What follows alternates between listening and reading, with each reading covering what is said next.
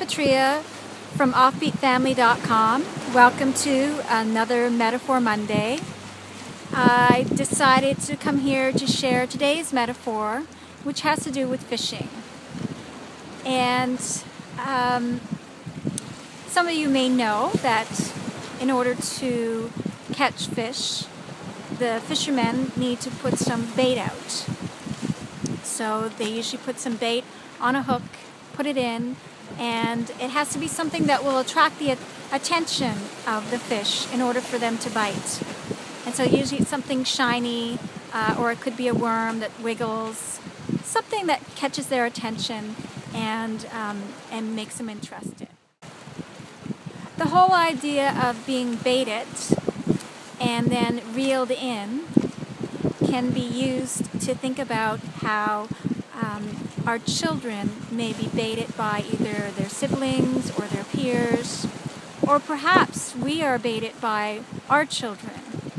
And by this I mean if you take a child and you sort of look at their interaction with their brother or their sister, and one sibling says to the other, "Well, I do this much better than you do," and then the other sibling is, pays attention to it because they feel a little defensive, like they have to somehow defend themselves and say something they're good at or that they're better, and so they're taking the bait. And then what happens is they start to engage in this little exchange, which often leads to a rise in emotions if it continues, and possibly a fight.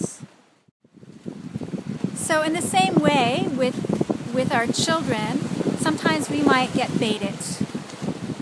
Like if our child says to us, "No, I'm not going to pick up the clothes in my room," right?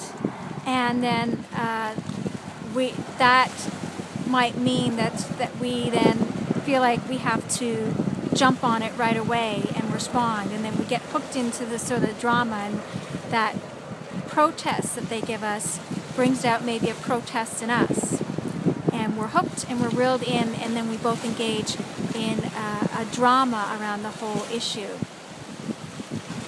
So to not take the bait, to not bite, means to respond in a different way than maybe you usually do, or respond in a different way that doesn't engage you in the drama, and where there's one person pulling the other one into whatever's going on for them.